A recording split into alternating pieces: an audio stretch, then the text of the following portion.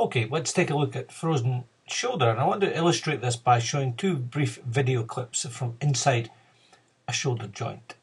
Frozen shoulder causes problems with pain and stiffness, and it's often the combination of both of those things that cause the patient disability and dysfunction, and hopefully this little video will illustrate exactly why those things happen and precisely what the problem is inside a frozen shoulder, or as it's often called, adhesive capsulitis, and you'll see very shortly exactly why it's called adhesive capsulitis.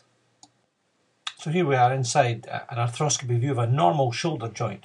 I'll run this video and we can see precisely what it looks like. So you can see in the background, nice healthy shoulder, nice healthy ball in the socket, smooth cartilage, the head of the humerus on the right looking smooth like a billiard ball, nice clean ligaments to be seen in the depths there, plenty of space, a nice wide open joint, and you can see how that would move really very freely and without restriction or limitation. A little bit of roughness and softness on the cartilage just at the bottom of the picture. Looks a little bit cotton wool like, but otherwise a very healthy, very clean, freely moving joint, and you'll see exactly the comparison just in a second. You can see there, look, billiard ball moving in the china cup is the classic analogy given in the anatomy textbooks. And now let's compare that with what we see inside a joint with adhesive capsulitis. Now, what happens in a joint with adhesive capsulitis is that the capsule becomes very inflamed initially.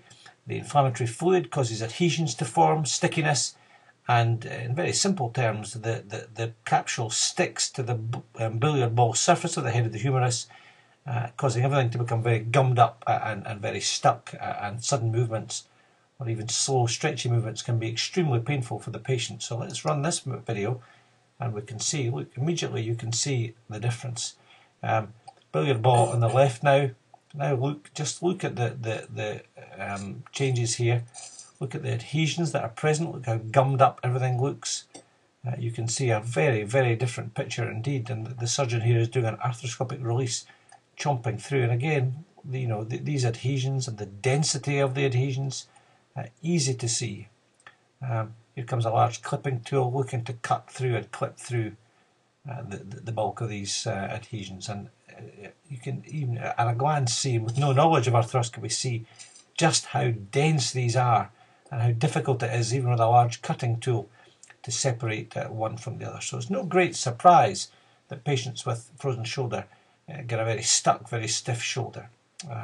The main examination pattern that you find is that their ability to move the arm laterally is very limited. External rotation or lateral rotation, very limited. The simple way to test that is to ask the patient to stand with their elbow in against their side as if they had a newspaper under their arm, and then either they or preferably you take their hand or their wrist and move it gently away from the body, and you'll find in good going adhesive capsulitis that there's virtually no movement there available. And you can see even now in this video, as the rotator cutting tool has been introduced, just how much of this cotton wool like rubbish there is gumming the whole thing up inside.